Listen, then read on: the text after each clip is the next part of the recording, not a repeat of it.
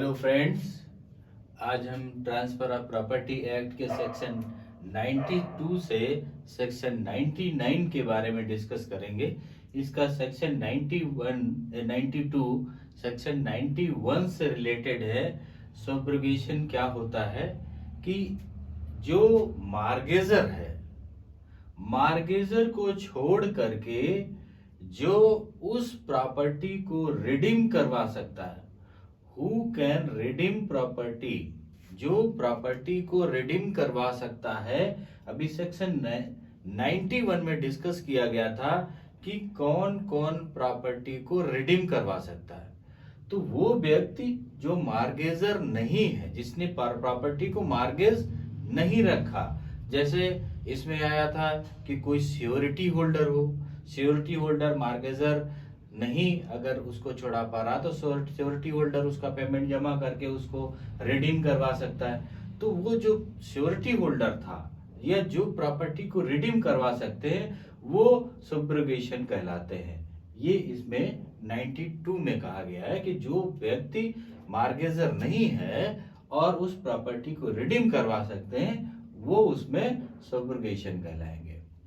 अब सेक्शन 93 में क्या कहा गया? प्रोबेशन ऑफ ट्रैकिंग, ट्रैकिंग को प्रतिबंधित किया गया, ट्रैकिंग को प्रतिबंधित किया गया। कैसे? एक एग्जाम्पल से लेकर के समझते हैं। एक ऑनर है, ऑनर अपनी प्रॉपर्टी को बी को मार्गेज कर देता है। एक प्रॉपर्टी कई लोगों को मार्गेज कर सकते हैं बशर्ते उसके टोटल वैल्यू उस प्रॉपर्टी से कम हो। ए बी को मार्गेज कर देता है और उसके बाद उसी प्रॉपर्टी को सी को मार्गेज कर देता है, फिर उसी प्रॉपर्टी को डी को मार्गेज कर देता है, उसी प्रॉपर्टी को ई को मार्गेज कर देता है। इस तरीके से कई लोगों को वो मार्गेज करता है।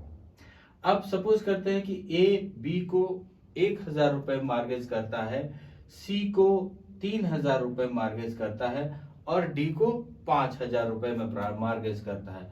टोटल मार्गेज कितना हो गया? टोटल हो गया इसका 9 और प्रॉपर्टी की वैल्यू है 15,000 रुपीज। तो ये इसमें मार्गेज कर देता है। तो अब डी क्या कर देता है कि डी ए का जो भी लाइबिलिटीज थी, मतलब जो भी बी की मार्गेज मनी थी वो डी अदा कर देता है। अब बी यहां से क्या हो गया? हट गया। अब सी आ गया पहले, लेकिन डी ने क्या किया? बी का जो पैसा अदा किया तो डी बी की जगह पर नहीं आ सकता। मतलब अगर प्रॉपर्टी सेल हो गई तो डी सोचे कि हमने पहले बी का पैसा अदा कर किया था इसलिए पहले हम आ गए और सी से पहले टोटल डी की लाइबिलिटी भी मिल जाए, तो ऐसा नहीं हो सकता। मतलब इसकी ट्रैकिंग नहीं हो सकती, पैसा उसी क्रम में मिलेगा। जब प्रॉपर्टी जैसे ए सेल होगी तो जो बी की लाइबिलिटीज डी ने अदा करी वो पहले बी की लाइबिलिटीज किसको मिल जाएंगी? डी को मिल जाएंगी। लेकिन जो डी की थी 5000 की लाइबिलिटीज वो भी नहीं मिलेंगी। उसके बाद किसकी मिलेंगी? सी की लाइबिलिटीज मिलेंगी, उसके बाद डी की मिलेंगी। तो ये इसमें क्रम से ही कहा गया, प्रोविजन किया गया कि कोई भी ये नहीं कि पहले आ जाएगा। जिस क्रम में उसको पैसा दिया गया उसी क्रम में उसको पैसा प्राप्त भी होगा। सेक्शन 94 क्या कहता है? Right of means mortgage. Right of means mortgage ये क्या है कि ए एक प्रॉपर्टी को बी के पास रखता है, फिर सी के पास रखता है और फिर डी के पास में रखता है। तो पहला राइट किसका है? जैसे इसमें बता चुके, बी का राइट है। सेकेंड राइट किसका है? सी का राइट है। और थर्ड किसका राइट है? डी का राइट है। अब मीन्स क्या? बी का राइट सी नहीं ले सकता और सी का राइट डी नहीं ले सकता। इसकी लाइबिलिटी अदा कर सकता, लेकिन अगर ये सोचता है कि इसके राइट ले ले और इसकी जगह पर आ जाए तो ये पॉसिबल नहीं। पहला राइट किसको मिलेगा? प्रॉपर्टी को रिडीम करवाने का बी को, और जब बी नहीं कराएगा तो फिर किसको मिलेगा? सी को, और सी जब नहीं करवाएगा तो किसको मिलेगा? डी को। और अगर कोई करवाता है तो पहले उसकी लाइबिलिटीज पेड करेगा, फिर इसकी पेड करेगा, फिर इसकी पेड होगी। ये इसमें कहा गया कि हमारा सेक्शन 94 में। सेक्शन 95 में क्या कहा गया? राइट ऑफ रिडीमिंग को मार्गेजर टू एक्सपेंस। अगर को मार्गेजर कोई है और उस प्रॉपर्टी को वो रिडीम करवा रहा है तो उसके एक्सपेंस क्या होंगे, जो एक्सपेंस लगेंगे।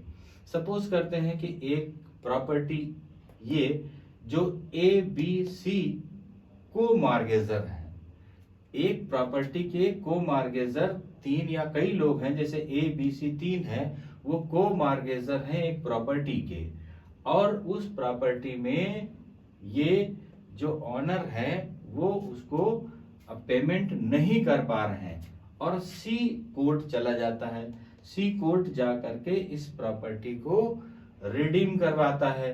तो जो खर्चा लगेगा, एडवोकेट्स खर्चा लगेगा, पेपर खर्चा लगेगा, कोर्ट का खर्चा लगेगा, उसका फीस लगेगा, जितना भी सी का खर्चा लगेगा उस प्रॉपर्टी को रिडीम करवाने में, वो खर्चा जिसका जितना शेयर होगा उस प्रॉपर्टी में, जिस व्यक्ति ने जितने शेयर के हिसाब से पेमेंट लिया होगा, मार्गेज मनी उसने ली होगी, उसी रेट से सी खर्चे को डिवाइड करता है। मान लेते हैं कि तीनों का 1/3 शेयर था उस प्रॉपर्टी में, तो जो खर्चा आया, सपोज करते कि खर्चा कितना आया, 5000 रुपीज आया, तो 5000 का 1/3 खर्चा किससे ले लेगा, ए से ले लेगा, और 1/3 खर्चा किससे ले लेगा, बी से ले लेगा, और सी का खुद का 1/3 शेयर था, इसलिए 1/3 खर्चा सी खुद बेयर करेगा। तो इसमें यही कहा गया कि अगर को मार्गेजर एक्सपेंस करता है तो उसके एक्सपेंस का क्या होगा, तो टोटल एक्सपेंस ये अपना लिखेगा, और लिख करके जिसका जितना एक्सपेंस में हिस्सा आता है वो उससे ये कलेक्ट करने का इसका राइट है। Section 96 mortgage by deposit of title deed. Title deed को अगर डिपॉजिट किया गया तो उसमें क्या क्या चीजें होंगी। 96 में कहा गया है mortgage by deposit of mortgage deeds, the provision here after containing such apply to a simple mortgage shall so far as may he apply to a mortgage by deposit of title deeds। तो जो title deed है, title deed में क्या है, जो simple provision लगते हैं simple mortgage के, जो प्रोविजन अप्लाई होते हैं सिंपल मॉर्गेज में, वही प्रोविजंस जो टाइटल डीड्स सबमिट कर दी गई, जो टाइटल डीड डिपॉजिट कर दी गई, वही प्रोविजंस उसमें लागू होंगे। ये कहा गया सेक्शन 96 में। Mortgage to deposit by title deed, title deed को डिपॉजिट किया गया तो क्या होगा, जो सिंपल मॉर्गेज होता है उसमें जो प्रोविजंस लागू होते हैं वही प्रोविजंस उसमें लागू होंगे। अब इसका सेक्शन 97 हटा दिया गया, रिपील कर दिया गया, निरसित कर दिया गया। कौन, सेक्शन 97। सेक्शन 98 के बारे में आते हैं, right and liabilities of parties to anomalous mortgage. Anomalous mortgage में पार्टियों के राइट और लायबिलिटीज क्या होंगे, उनके अधिकार क्या होंगे, उनकी जिम्मेदारियां क्या होंगी, ये सेक्शन 98 में बताया गया। तो सेक्शन 98 में कहा गया है, in the case of an anomalous mortgage the rights and liabilities of a parties shall be determined by their contract as evidence in the mortgage deed and so far as such contract deed does not extend by local usage। अब इसमें कहा गया कि जो anomalous mortgage है उसमें जो उसके डीड में, जो उसके कॉन्ट्रैक्ट में लिखे हुए हैं, उन्हीं रूल के हिसाब से वो व्यक्तियों को, उन पार्टियों को वर्क करना पड़ेगा। वहां के जो लोकल यूसेज हैं, जो लोकल प्रथा है, उस प्रथा के अनुसार उसमें से कोई पार्टी नहीं चल सकती। अगर दो पार्टियों में से कोई पार्टी अगर उस रूल को जो मार्गेज डीड में लिखे गए हैं अगर ब्रेक करती है तो अदर पार्टी कोर्ट जा सकती है और उसकी ब्रेकिंग जो रूल ब्रेकिंग कर रहा वहां की प्रथा के अनुसार उसको वो खत्म करा सकती है। उसको एनामलस मार्गेज में उसी हिसाब से काम करना पड़ेगा जो उसके मार्गेज डीड में लिखे हुए हैं। जो मार्गेज डीड के एविडेंस को लेकर के वो पार्टियां वर्क करेंगी, वहां की प्रथा लोकल प्रथा के अनुसार वर्क नहीं कर सकती। अगर कोई पार्टी उस लोकल प्रथा के अनुसार उसका डीड में जो लिखा हुआ है कंडीशन ब्रेक करती है तो वो कोर्ट जा सकती है दूसरी पार्टी। ये इसके सेक्शन 98 में कहा गया। अब सेक्शन 98 सेक्शन 99 इसमें से रिपील कर दिया गया या निरसित कर दिया गया। सेक्शन 99 अब इसमें से नहीं है। अब ये फ्रेंड्स सेक्शन 92 से 99 तक वेरी इजी सेक्शंस हैं, समझ में आ गए होंगे। सेक्शन 93 में कहा गया कि कोई भी प्रॉपर्टी को जो है ट्रैकिंग नहीं करेगा, अगर बीच में जिसका जो जिस क्रम में पैसा दिया है उसी क्रम में उसके राइट्स मेंटेन रहेंगे। सेक्शन 94 में यही कहा कि बी के राइट को सी नहीं लेगा, सी के राइट को डी नहीं लेगा, जो जिसके राइट्स हैं उसके मीन में वो उसके राइट्स मेंटेन रहेंगे।